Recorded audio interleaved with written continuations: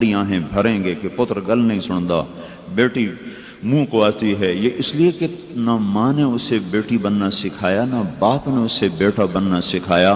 ماں اور باپ کے سامنے تھا او لیول کر لے، اے لیول کر لے، انجینئر بن جائے، تاجر بن جائے، ڈاکٹر بن جائے اور میرا کاروبار سنبھال لے. تو اس رخ پر تو وہ چل گیا، لیکن بیٹا بننا، بیٹی بننا، فرما بردار بننا، اس کے لیے تو ایک اور علم تھا، اور محنت تھی، اور نظام زندگی تھا. وہ تو اس کو سکھایا نہیں، اس کو بتایا نہیں. اب وہ باپ کی آنکھوں میں آنکھیں ڈال کے بات کرتا ہے، تو ہے ہی ان پڑھ، تجھے کیا پتا. ماں کو کہتا ہے بدتمیز ہے، چپ کر کے بیٹھ، تو زمانے کا کے حالات کو نہیں جانتی. تو مائیں ٹھنڈی آنکھیں بھرتی ہیں، باپ کونے میں بیٹھ کے آنسو بہاتے ہیں. اللہ کا عرش تھر تھرا جاتا ہے، کانپ اٹھتا ہے. جب ماں باپ تنگ آ کر روتے ہیں تو اللہ کا عرش کپ کپا جاتا ہے، کانپ جاتا ہے. جس معاشرے میں ماؤں کو بے عزت کیا جا رہا ہو، باپ کو دھکے دیے جا رہے ہیں، وہ معاشرہ کبھی عزت کی چوٹیوں پر نہیں پہنچ سکتا. ان کے لیے کوئی زندہ باد کی تحریک، کوئی مردہ باد کی تحریک ان کے کسی کام نہیں آ سکتی.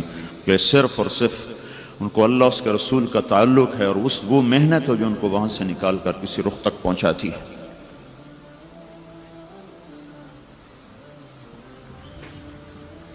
تو یہ ایک نظام چلا، اس پر محنت ہوئی. آج یہ حال ہوا کہ ہر طرف انگریزی اسکول، 4 سال کا بچہ ٹائی گلے میں ڈال کے اسکول جا رہا ہے، اور بچی ننگے سر فراق پہن کے آدھی پنڈلیاں ننگی کر کے جا رہی ہے. یہ کل کو سر پہ دوپٹہ کیسے رکھے؟ اور یہ بچہ نظریں جھکا گردن نیچی کر کے کیسے چلے گا؟ جس کے گلے میں ٹائی ہو وہ تو گردن نیچے کر ہی نہیں سکتا، اس کو تو گردن ویسے ہی پھنس جاتی ہے. چونکہ میں تو خود اس دور سے گزرا ہوں نا بھائی، ایک جاہلیت کا دور دیکھا ہے، پھر اللہ نے اس سے نکال لیا، بچا لیا. ایسی ٹائی ہو، ایسا سوٹ ہو، ایسا بوٹ ہو، ایسا کوٹ ہو، پتہ نہیں کیا کیا جاہلیت کے فرسانے کبھی کبھی بیٹھے بیٹھے یاد آ جاتے ہیں. تو میرے آپ کا نبی جب چلتے تھے تو گردن یہاں رکھتے تھے، یہاں آپ کی گردن ہوتی، یہاں نظر ہوتی تھی.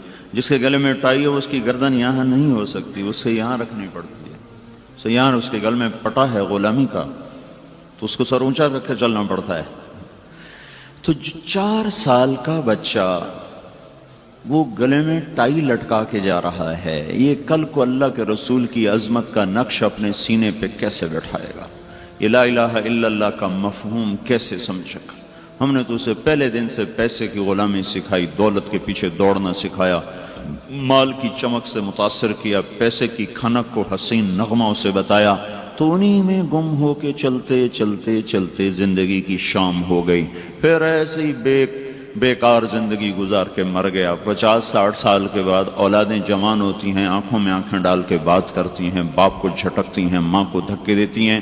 پھر ماں باپ بیٹھ کے سوچتے ہیں ہم نے لمبی زندگی تو ان کے لیے گزاری، انہوں نے یہ کر دیا، تو ہماری زندگی کا مقصد کیا ہوا؟ ہم کس کے لیے جیے؟ پہلے دن سے پتہ ہوتا کہ میں اللہ کے لیے جیا ہوں اور اللہ کے لیے مرتا ہوں، تو اطوار عادات اور ہوتی. وہ تو اولاد کے پیچھے بھاگے، پہلے اپنی شہوتوں کے پیچھے بھاگے. میں نے یہیں شادی کرنی، میں نے یہیں شادی کرنی، میں مر جاؤں گا. شادی ہوگی، 1 مہینے کے بعد شکل دیکھنا گوارا نہیں، اب لڑائیاں، اب جھگڑے. آپ دیکھتے نہیں، آپ بالکل بچپن سے آپ ملاحظہ فرمائیں، آپ بچے کو بڑا خوبصورت کھلونا دیتے ہیں، اس پہ قربان ہو جاتا ہے، اسے سینے سے لگائے پھرتا ہے. اگلے دن کونے میں پڑا ہوتا ہے، بچے تیرا کھلونا نہیں، مجھے نیا لا کے دو، نیا لا کے دو. اب ماں باپ مالدار، غریبوں کے بچے کیا جانے کھلونے کیا چیز ہے. پیسے والوں نے ہائے جتنے لاکھوں کے کھلونے بچے اپنے بچوں کو دے دیے، اتنے میں کتنے غریبوں کے گھر آباد ہو سکتے. تو وہ اگلے دن نیا لا کے دیا، اس نے چوتھے دن وہ بھی اٹھا کے پھینک دیا. اتنی بچپن سے انسان کی طبیعت میں رنگ بدلنا ہے، رنگ بدلنا ہے. یہ کسی چیز کو پانے کے بعد پھر اس سے بے نیاز ہو جاتا ہے، مستغنی ہو جاتا ہے، اس کا شوق اس کے دل سے نکل جاتا ہے. تو پھر زندگی کی منزل کیا ٹھہری؟ کیا ٹھہری؟ کیا میری زندگی کی منزل کیا ہے؟ مجھے سعید انور نے کہا کہ میں یہ سمجھتا تھا کہ عزت، دولت اور شہرت یہ میری زندگی کا مقصد ہے، اور خوش قسمتی سے صرف 22 سال کی عمر میں مجھے عزت، دولت، شہرت تینوں چیزیں مل گئی. جب ابھی 22 سال کے لڑکے کو اپنے مستقبل کا نہیں پتا ہوتا، میرا مستقبل بن گیا. مجھے عزت ملی، 6 بر اعظم کی سکرین پہ نظر آنے لگا، مجھے شہرت ملی، دولت ہاتھ باندھ کے کھڑی ہو گئی. تو لیکن میں نے دیکھا کہ دل کی بے قراری، بے چینی ویسی کی ویسی. تو پھر مجھے خیال آیا کہ مقصد کے پانے کے بعد تو چین مل جاتا ہے، بھوکے کو روٹی ملے اس کو اطمینان ہو جاتا ہے، پیاسے کو پانی ملے اسے اطمینان ہو جاتا ہے۔ تو اگر میری زندگی کا مقصد عزت، دولت، شہرت ہے تو وہ مجھے حاصل ہو چکا ہے، پھر مجھے اطمینان کیوں نہیں، چین کیوں نہیں، سکون کیوں نہیں؟ کا یہ سوچ مجھے آہستہ آہستہ دین کی طرف لے کر آئی کہ نہیں یہ نہیں جس سے میں مقصد سمجھ رہا ہوں، یہ وہ نہیں ہے، یہ کوئی اور ہے۔ لیکن دنیا میں بڑی انسانیت ایسی ہے جو چل چل چل چل تھک مرتے ہیں، ادھر زندگی کی شام ہوتی ہے، ادھر ان کی آنکھ کھلتی ہے، پھر وہ کہتے ہیں او ہو ہم تو کسی اور جگہ آ گئے، اب واپس جانے کے لیے راستہ ہی کوئی نہیں، راستہ ہے تو وقت کوئی نہیں، اب تو آگے قبر کا گڑھ ہے، جو لوٹ آئیں تو کچھ کہنا نہیں۔ بس دیکھنا انہیں غور سے جنہیں منزلوں پہ خبر ہوئی کہ یہ راستہ کوئی اور تھا، چل چل چل عزت کی کو دیوی بنایا، پیسے کو اپنا معبود بنایا، شہرت کے پیچھے طواف کیے، اور جب زندگی میں یہ چیزیں حاصل ہوئیں تو پتہ چلا کہ یہ تو ایک دھوکہ ہے، فریب ہے، سراب ہے، یہ تو کچھ بھی نہیں ہے۔ تو ہم پر مغرب نے چھاپ لگائی بڑی طاقت کے ساتھ، ہمارے اندر سے اللہ اس کے رسول کا تعلق کھینچ کے باہر پھینک دیا، ہمیں کافر نہیں بنایا، ہمارا مزاج کافرانہ بنا دیا ہے۔ کافرانہ مزاج کا جو جی میں آئے کرو، اسلامی مزاج کیا ہے؟ جو اللہ کہے وہ کرو۔ کافرانہ مزاج کیا ہے؟ جو جی میں نہیں آتا مت کرو۔ اسلامی مزاج کیا ہے؟ جس سے اللہ روکے مت کرو۔ اپنی تو ذات ہے ہی نہیں، اللہ کہے گا تو کر دیں گے، روکے گا تو رک جائیں گے، چلائے گا تو چلیں گے، ہٹائے گا تو ہٹ جائیں گے۔ یہ اس نے ہمارے اندر سے یہ سوئچ آف کر دیا، یہ پلگ نکال دیا۔ تو اب نام کے مسلمان اور زندگی آوارہ، کوئی منزل کوئی نہیں، کوئی سامنے ٹارگٹ کوئی نہیں، کہاں پہنچنا چاہتے ہو، کہاں جانا چاہتے ہو؟ تو یہ میرے بھائیو بہنوں پیچھے ایک محنت ہوئی ہے جس نے ہمیں بنیادوں سے ہٹا کر بے بنیاد کر دیا ہے۔ اللہ ایک بنیاد دیتا ہے زندگی کی۔ یونان کا فلسفہ یہ ہے کہ یہ زندگی کا کوئی مقصد کوئی نہیں، یہ فلسفہ یونان ہے، ارسطو، سقراط، بقراط، اور اس زندگی کی نہ کوئی ابتدا ہے نہ کوئی انتہا ہے، یہ کائنات شروع سے تھی، ہمیشہ رہے گی، لہذا جو مزے کرنے کر لو، کچھ نہیں۔ یہ ایک فلسفہ بہت عرصہ چلا، یہ 18ویں صدی میں دم توڑ گیا کہ نہیں، بڑے طاقتور شواہد اس بات کی طرف اشارہ کرتے چلے گئے کہ اس کی ابتدا ہے، یہ شروع سے نہیں ہے، ابتدا ہے، اس کی کوئی نہ کوئی ابتدا ہے۔ ڈارون تھیوری آئی کہ اتفاقی ابتدا ہے، 1809 میں یہ آدمی پیدا ہوا ہے اور 1883 میں یہ فوت ہوا ہے۔ اس کی ابتدا اتفاقاً ہو گئی، نہ اس کے پیچھے کوئی منظم، نہ مدبر، نہ کوئی خالق، نہ کوئی مالک، اور زندگی اتفاقیہ طور پہ ختم ہو جاتی ہے۔ لہذا جو مرضی کرو، جو مرضی کرو، لانا تو اس پہ ہے، جو مرضی کرو، مائنڈ یور اون بزنس ہے، بیڑا غرق ہو تمہارا۔ کوئی ہم آزاد ہیں؟ ہم پر تو پابندیاں ہیں زبردست۔ پھر 1792 میں لندن میں ایک عورت تھی، میری والسٹون کرافٹ، اس نے ایک کتاب لکھی، عورتوں کو آزادی دو، عورتیں بڑی مجبور ہیں، ان پر بڑی پابندیاں ہیں، انہیں آزاد کیا جائے، ان کو مردوں کے شانہ بشانہ کام کرنا چاہیے، دونوں کمائیں، مرد بھی کمائے، عورت بھی کمائے۔ دیکھنے میں یہ الفاظ بڑے خوبصورت تھے، لیکن اس کی بڑی خوفناک قیمت ادا کرنا پڑی ہے مغرب کی عورت کو۔ اس وقت اس عورت کا کوئی روپ نہیں سوائے گرل فرینڈ کے، نہ وہ ماں رہی، نہ وہ بیٹی رہی، نہ وہ بہن رہی، نہ وہ بیوی رہی، نہ وہ خالہ رہی، نہ وہ پھوپھی رہی، نہ وہ دادی رہی، نہ وہ نانی رہی، نہ وہ ساس رہی، وہ صرف گرل فرینڈ ہے بس۔ جب جی بھر جائے گا ٹیشو پیپر کی طرف باہر پھینک دیا جائے گا۔ اسی طرح جب ایک پہیے سے ہوا نکلی تو دوسرا پہیہ کیسے چلے گا؟ تو وہاں کا مرد نہ باپ رہا، نہ بھائی رہا، نہ بیٹا رہا، نہ خامد رہا، نہ چاچا رہا، نہ ماموں رہا، نہ دادا رہا، نہ نانا رہا، وہ بوائے فرینڈ بن گیا۔ جب جی بھر جائے گا اس کو کک مار کے باہر نکال دیا جائے گا، کسی اور کو لایا جائے گا۔ یہ کربناک زندگی ہے جس کا ایک ایک لمحہ ہزاروں برس کے برابر ہو کے وہاں گزر رہا ہے، لیکن انہوں نے اس کو چھپایا ہے ناچ کے ساتھ، گانے کے ساتھ، شراب کے ساتھ، زنا کے ساتھ اور ہلا گلا کے ساتھ۔ یہ ہماری نسل بھی ادھر ہی سرک رہی ہے، وہ ننگے ہوئے ہیں، ہمیں ننگا کرنا چاہتے ہیں، لباس مختصر ہو رہے ہیں، اور دامن اونچے ہوتے جا رہے ہیں اور کرتے تنگ ہوتے جا رہے ہیں، شلواریں تنگ ہوتی جا رہی ہیں، وہ سکرٹ پر لانا چاہتے ہیں، اس سکرٹ پہ لانا پتلون پہ تو لے آئے، پتلونیں پہننا تو شروع ہو گئیں، اب وہ سکرٹ پہ لانا چاہتے ہیں، ننگا کرنا چاہتے ہیں۔ ہاں ہاں، پر نقار خانے میں طوطی کی کون سنتا، یہی کہیں گے یہ ملا پرانے خیال کے۔ لیکن بھائیو ہم نے جہان دیکھا ہے، جہان دیکھ کے بتا رہا ہوں، مدرسے کی چار دیواری میں نہیں رہا ہوں، صرف ساری دنیا دیکھ کے بتا رہا ہوں، کچھ پڑھ کے بتا رہا ہوں کہ خوفناک شکنجہ ہے جس نے ہماری دنیا کو بھی برباد کر دیا ہے اور کرتا چلا جا رہا ہے، اور آخرت بھی ہمارے ہاتھوں سے جا رہی ہے۔ ہم دونوں بازیاں ہار رہے ہیں، دونوں بازیاں ہار رہے ہیں۔ جو وہاں سے نظریہ آتا ہے چپ کر کے لے لیا جاتا ہے۔ وَلَضَّالِّينَ آمین، جی بالکل آمین۔ میرے نبی نے کہا تھا لا تستضیئوا بنار المشرکین، کبھی کافر کی آگ سے اپنے گھر کو روشن نہ کرنا۔ تو حسن بصری سے پوچھا گیا اس کا کیا مطلب ہے؟ ارشاد فرمایا کبھی کافر کے علم کو اپنا رہبر نہ بنا، تمہارا رہبر قرآن ہے، تمہارا رہبر قرآن ہے، تمہارا رہبر محمد مصطفیٰ صلی اللہ تعالی علیہ وسلم ہے، اس کو سامنے رکھ کر چلو۔ تو ایک یہ نظریہ وجود میں ہے کہ یہ چونکہ زندگی اتفاقاً ہے، لہٰذا بھی عورتیں بھی آزاد، مرد بھی آزاد۔ پھر 1725 میں ایک شخص پیدا ہوا ایڈنبرا میں، اس کا نام ہے ایڈم سمتھ، اس نے ایک اور نظریہ چھوڑ دیا، کمائی میں بھی آزاد بھائی، کوئی کمائی کی پابندی کوئی نہیں، ہر کوئی کمائے جیسے مرضی کمائے۔ 1795 میں یہ آدمی مرا ہے، جیسے مرضی کوئی کمائے۔ لہٰذا کیا ہوا؟ سٹا بھی چل گیا، جوا بھی چل گیا، سود بھی چل گیا، لاٹری بھی چل گئی، انشورنس بھی چل گئی۔ یہ ساری چیزیں چند ہاتھوں میں پیسے کو لے کر آتی ہیں اور لوگوں کے چولہے ٹھنڈے ہو جاتے ہیں، غربت ڈیرے ڈال دیتی ہے۔ جس دیش میں لاٹری ہوگی، سٹا ہوگا، جوا ہوگا، انشورنس ہوگی اور سود پہ کاروبار ہوگا، اس دیش کا انسان بھوکا ہوگا۔ ہمارے ساتھ کیا شعبدہ بازی کی گئی؟ ہمیں یہ کہا گیا آبادی زیادہ ہے اس لیے غربت زیادہ ہے۔ میرے رب کی قسم، 15 سے 30 کروڑ ہو جائیں، 30 سے 60 کروڑ ہو جائیں اسی دیش میں، اور تجارت اور زراعت ہو اسلامی طرز پر، تو ہر آدمی خوشحال ہوگا۔ اور یہ 15 کروڑ کے خدا نخواستہ 3 کروڑ ہو جائیں، 15 کروڑ کے 15 لاکھ ہو جائیں، دیش یہی ہو اور نظام تجارت یہ ہو جو اس وقت ہے، تو بھی لوگ بھوکے سوئیں گے، پیاسے اٹھیں گے اور تار تار کپڑوں سے اٹھیں گے، اور تن پہ کپڑا نہ ہوگا، سر پہ دوپٹہ نہ ہوگا۔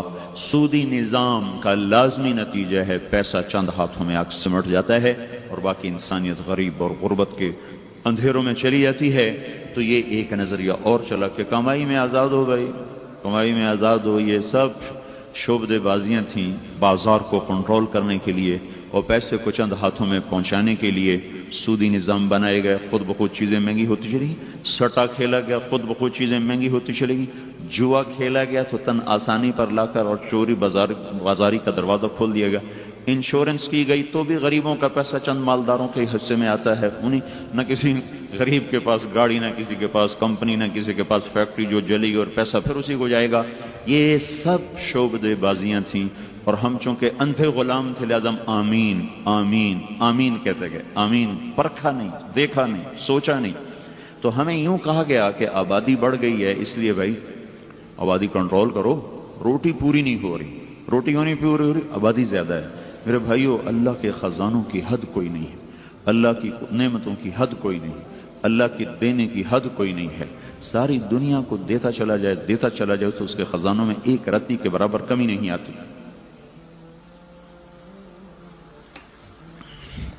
اس سے مسئلہ نہیں جڑا ہوا کہ آبادی زیادہ ہے۔ 1799 میں ایک شخص انگلینڈ میں پیدا ہوا، مالتھوس، اس نے یہ نظریہ پیش کیا کہ آبادی زیادہ ہو رہی ہے لہذا کنٹرول کرو۔ اس کنٹرول کرتے کرتے کیا ہوا کہ اب سارا یورپ مائنس میں چلا گیا، ان کے بچے پیدا تھوڑے ہوتے ہیں، مرتے زیادہ ہیں، اموات کی شرح زیادہ، پیدائش کی شرح کم ہے۔ چند برسوں میں یہ معاشرہ خود اپنی موت آپ مر جائے گا۔ اور وہ انعام رکھتے ہیں، ہم جرمنی میں گئے تو ایک لڑکی حاملہ ہو جائے تو 600 مارک اس کا وظیفہ تھا، پھر وہ بچہ جنے تو وہ دگنا ہو جاتا تھا، پھر جب تک وہ بچے کی زچگی میں ہے تو اس کو وظیفہ ملتا ہے، اور پھر جتنے بچے زیادہ ہوں گے اتنا زیادہ وظیفہ ملے گا۔ اس کے باوجود وہاں کی عورت تیار نہیں ہے بچے کے لیے، چونکہ خامد کوئی نہیں ہے، تو ماں کوئی نہیں ہے۔ ہماری عورت تو خوش قسمت ہے، اس کو ماں کا سہارا، اس کو خالہ کا، اس کو ساس کا، اس کو پھوپھی کا، اس کو چاچی کا، اس کو مامی کا، اس کو نانی کا، اس کو دادی کا، یہ تو چاروں طرف سہاروں میں، باپ کا، بھائی کا، بہنوں کا.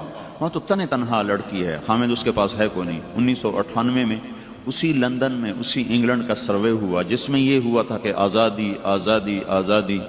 انہیں ہماری پاگل عورتیں چند جو بازاروں میں آ رہی ہیں آزادی آزادی. تو 1998 میں سروے ہوا انگلینڈ میں کہ تم اسی زندگی کو چاہتی ہو یا گھر جانا چاہتی ہو. تو 98% عورتوں نے یہ کہا ہمیں یہ زندگی پسند نہیں، ہم واپس لوٹنا چاہتی ہیں لیکن ہمیں خامند نہیں ملتے، ہمیں بوائے فرینڈ ملتے ہیں، ہمیں خامند نہیں ملتے. یہ ایک ڈرامہ رائٹر ہے اشفاق احمد، میری اس سے ملاقات ہوئی بڑی لمبی.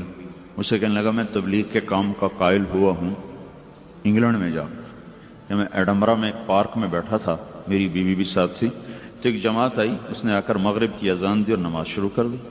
10-15 لڑکیاں ان کے گرد اکٹھی ہو گئیں. انہوں نے سلام پھیرا تو ایک لڑکی آگے بڑھ کے بات کرنے لگی. تو میں نے اپنی بیوی سے کہا بانو آؤ دیکھیں گے کیا کہتے ہیں. تو میں پہنچا تو وہ لڑکی اس سے پوچھ رہی تھی تمہیں انگریزی آتی؟ اس نے کہا آتی ہے. کہ یہ کیا کیا ہے؟ کہ ہم نے عبادت کی ہے. تو اس لڑکی نے کہا آج تو اتوار نہیں ہے. تو انہوں نے اس کو کہا ہم تو دن میں 5 دفعہ عبادت کرتے ہیں. کہ یہ تو بہت زیادہ ہے، اتنی زیادہ. تو اس نے اس کو پھر سمجھایا، بات ہوتی رہی. وہ میں بیچ میں کٹ کر رہا ہوں. اس نے کہا اچھا ٹھیک ہے بہت مہربانی. تو اس نے ہاتھ بڑھایا اس سے مسافے کے لیے. تو اس نوجوان نے کہا میں معذرت خواہ ہوں، یہ میں ہاتھ آپ کو نہیں دے سکتا. اس لڑکی نے کہا کیوں؟ کہ یہ ہاتھ میری بیوی کی امانت ہے، اس کے سوا کسی کو نہیں چھو سکتا. تو وہ لڑکی کھڑی تھی زمین پہ گر گئی اور اس نے پھوٹ پھوٹ کے رونا شروع کر دی. اور کہنے لگی کتنی خوش قسمت ہے وہ عورت جس کا تو خامند ہے، کاش یورپ کے مرد بھی ایسے ہوتے. اور یہ کیا کہ وہ آنسو پونچھتی ہوئی وہاں سے اٹھ کے چلی گئی. تو کہنے لگا میں نے اپنی بیوی سے کہا بانو آج وہ تبلیغ ہوئی ہے کہ لاکھوں کتابیں چھپ جاتی تو وہ کام نہ بنتا جو یہ نوجوان ایک عمل سے کر کے بتا گیا.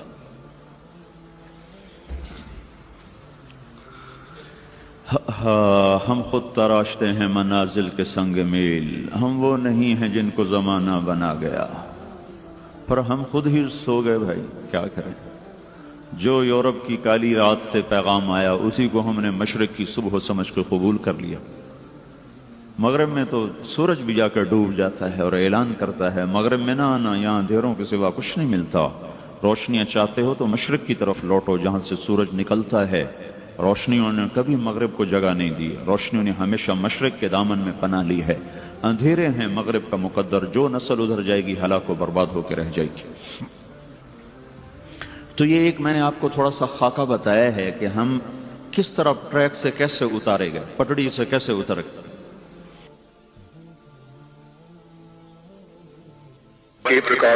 اس نے آگے ترقی کی ہے تو پھر یہ نظریہ بھی باطل ہونا شروع ہو گیا. نہیں اتفاقاً نہیں بنا یہ سب کچھ، کوئی خالق ہے، کوئی خالق. 1929 میں امریکہ کا ایک سائنسدان ہے ایڈون ہبل، اس نے سب سے پہلے یہ دریافت کیا کہ کائنات ایک منظم طریقے سے پھیل رہی ہے، حرکت میں پھیل رہی ہے. یہ پھیلنا بڑے منظم طریقے سے ہے. تو 1948 میں پھر تحقیقات مزید ہوئی تو پتہ چلا کہ یہ کائنات ایک وقت میں سمٹی ہوئی تھی اور ایک دھماکہ ہوا، اس سے یہ پھیلنا شروع ہوئی. اب یہ پھیلنا جو دہریے تھے وہ کہنے لگے یہ اتفاقاً ہو گیا. اس پر آسٹریلیا کے ایک سائنسدان نے اپنی تحقیقات کو پیش کیا، پال ڈیوس.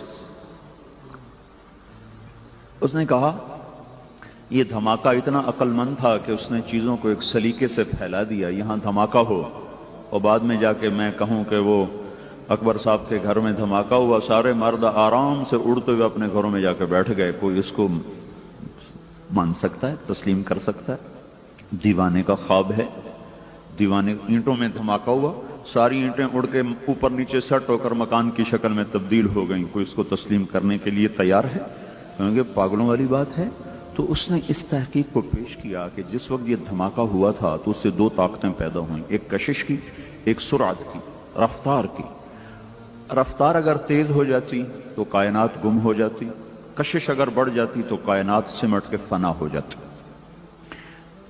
یہ بڑھنے اور گھٹنے میں کا جو اندازہ ہے، کتنی دیر، 1 سیکنڈ کے 10 لاکھ کھرب حصے کرو، 1 سیکنڈ کے 10 لاکھ کھرب حصے کرو، تو پھر اگر 1 سیکنڈ کے 10 لاکھ کھرب حصے کے برابر رفتار اگر تیز ہو جاتی تو کائنات گم ہو جاتی، کشش اگر بڑھ جاتی تو کائنات سمٹ کے پھر دوبارہ فنا ہو جاتی۔ تو وہ کہتا ہے کون پاگل اب یہ تسلیم کرے کہ یہ اتفاقاً ہو گیا، یہ کیسے ہو گیا؟ کوئی تو ہے اس کے پیچھے،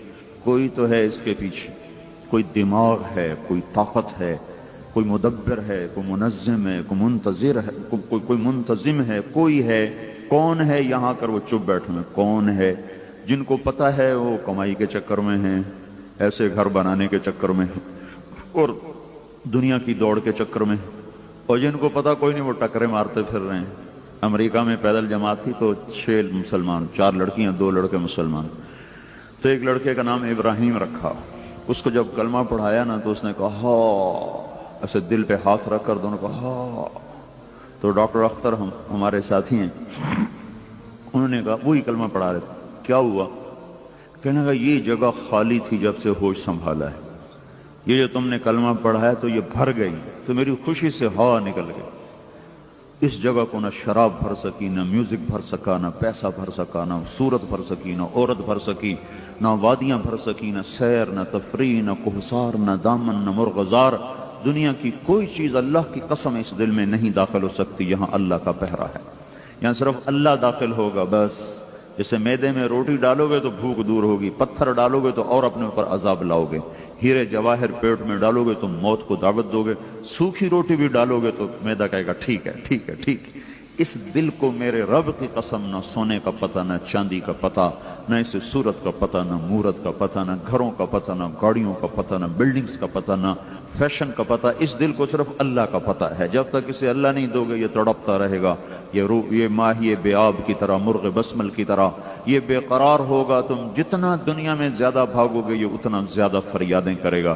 جنید جمشید کی سناتا ہوں، وہ مجھ سے کہنے لگا جب میری اس سے پہلی 1997 میں ملاقات ہوئی، مجھ سے کہنے لگا ایک پاکستانی نوجوان جس رعنائی، جس گلیمر، جس رعنائی کا خواب دیکھتا ہے نا، خواب آئے کبھی ایسا ہوتا کبھی ایسا ہوتا، کہ وہ مجھے حقیقت میں حاصل ہے، میرے پاس ہے، زندگی میرے چاروں طرف رقص کر رہی ہے، اور میں دولت سے عزت سے کھیل رہا ہوں، لیکن اس کے باوجود میرے اندر میں اتنا اندھیرا ہے، مجھے یوں لگتا ہے جیسے میں وہ کشتی ہوں جس کا کوئی گھاٹ کوئی۔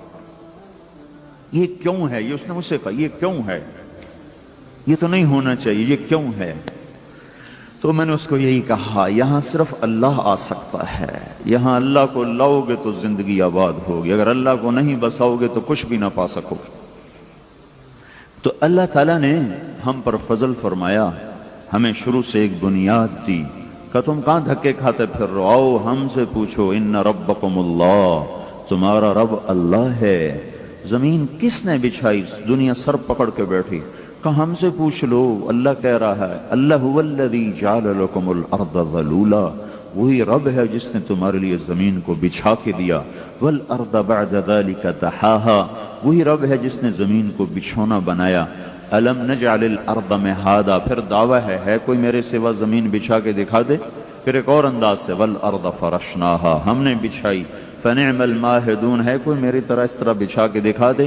یہ آسمان بلند کیسے ہوگا؟ یہ تارے حرکت میں کیسے آ گئے؟ چاند کی رفتار، سورج کی رفتار، زمین کی رفتار، یہ سب کچھ کیسے ہو گیا؟ یہ کس نے کیا ہے؟ تو جن کے پاس جواب ہے وہ بتاتے نہیں ہیں، الشمس تجری لمستقر لها ذلك تقدیر العزیز العلیم، والقمر قدرناه منازل حتى عاد كالعرجون القدیم، لا الشمس ينبغي لها ان تدرك القمر ولا الليل سابق النهار وكل في فلك يسبحون۔ اے دنیا کے انسانوں، چاند سورج کا رب اللہ، چلانے والا، گھمانے والا، دوڑانے والا اللہ، هو الذي جعل الشمس ضياء والقمر نورا، چاند کو، سورج کو آگ دینے والا، ٹھنڈک دینے والا، چمکانے والا، روشن کرنے والا اللہ، وبالنجم ہم یہتدون، ستاروں کو جھلملانے والا وہ اللہ ہے، والسماء بنیناہا بعید وانا لموسعون، آسمانوں کو بلندیاں دینے والا اور ان کو اونچائی دینے والا وہ اللہ ہے، رات کے اندھیرے لانے والا وہ کون ہے؟ رات کہاں سے آ جاتی ہے؟ یغشی اللیل النہار، اللہ لاتا ہے دن کو دھکا دے دیتا ہے، رات کو پیچھے لاتا ہے، یکبر اللیل علی النہار ویکبر النہار علی اللیل، پھر رات کو دھکا دیتا ہے، دن کو پیچھے لاتا ہے، رات دن کو آگے دوڑاتا ہے، رات کو پیچھے دوڑاتا ہے، پھر اس کے اندر ایک موسموں کا نظام چلاتا ہے، پھر اس کو اس انداز میں سوالیہ انداز میں پوچھتا ہے امن جعل الارض قرارا، ہے کوئی تمہارے رب کے سوا جو زمین بچھا کے دکھا دے؟ وجعل خلالہا انہارا، ہے کوئی اللہ کے سوا دریا بہا کے دکھا دے؟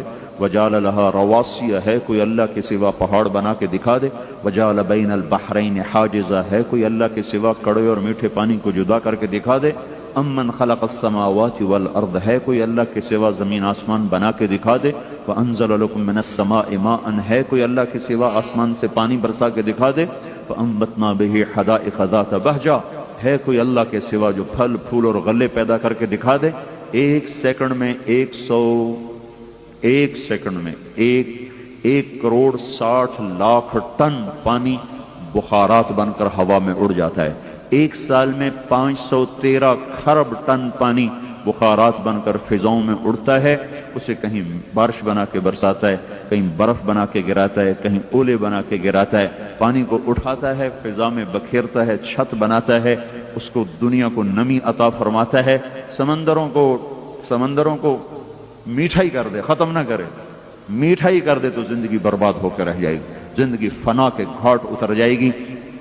زمین کو جنوب کی طرف جھکایا، اگر اسے تھوڑا سا اونچا کر دے تو سارے دریاؤں کا بہنا ختم ہو جائے گا، شمال سے دریا چلتے ہیں، جنوب میں جا کر سمندر میں گم ہوتے ہیں۔ اگر اللہ جنوب کا سرا تھوڑا سا اوپر کر دے تو کوئی میرے ہاتھ میں ہے ایسا لیور سکرو کو اس کو میں پھر نیچا کر دوں؟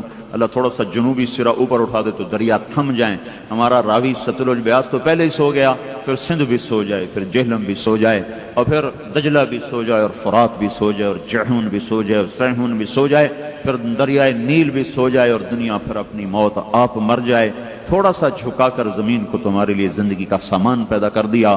افلا ينظرون الى الابل كيف خلقت، ارے عقل کے اندھوں، اونٹی دیکھ لیا کرو، کس نے بنایا، کیسے بنایا، کشن کیسے لگائے؟ ساری دنیا کے انسانوں کو، مخلوقات کو آنکھ پہ ایک پردہ دیا ہے، ایک پردہ ہے، بند کی آنکھیں بند ہو گئیں۔ یہ کون ہے، یہ کیا کون ہے جو اونٹ کو 2 پردے دیتا ہے؟ اونٹ کی آنکھ کے 2 پردے، ارے بھائی اس کو 2 کیوں دیے ہیں؟ کہ یہ صحرا میں چلتا ہے، صحرا میں طوفان آتے ہیں، طوفان میں ریت اڑتی ہے، اب یہ آنکھیں بند کرے تو اندھا ہو جائے، کھولے تو بھی اندھا ہو جائے، بند کرے تو نظر نہ آئے، کھولے تو ریت پڑ کے برباد ہو جائے، تو اللہ اس کو 2 پردے دیتا ہے، ایک پردے سے اپنی آنکھوں کے اوپر لگا لیتا ہے، وہ پردہ ٹرانسپیرنٹ ہوتا ہے، وہ دیکھتا بھی ہے اور آنکھیں بھی بند ہیں، وہ دیکھتا بھی ہے، آنکھیں بھی بند ہیں۔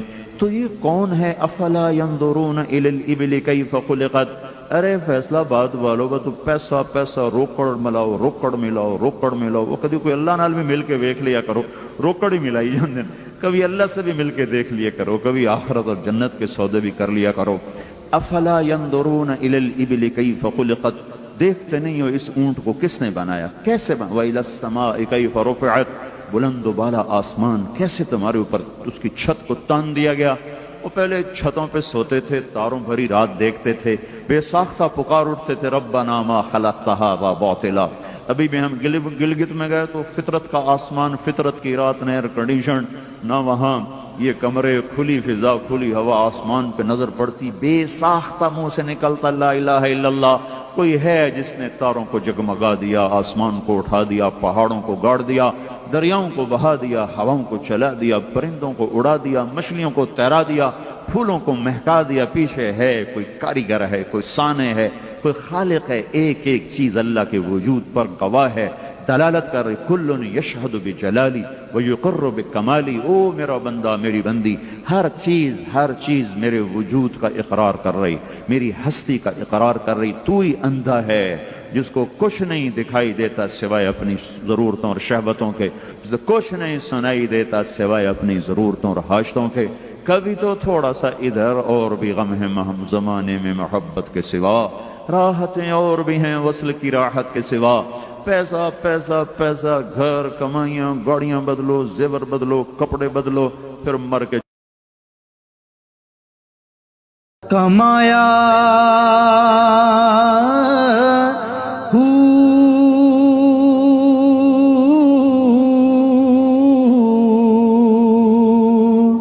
نہ میں بھج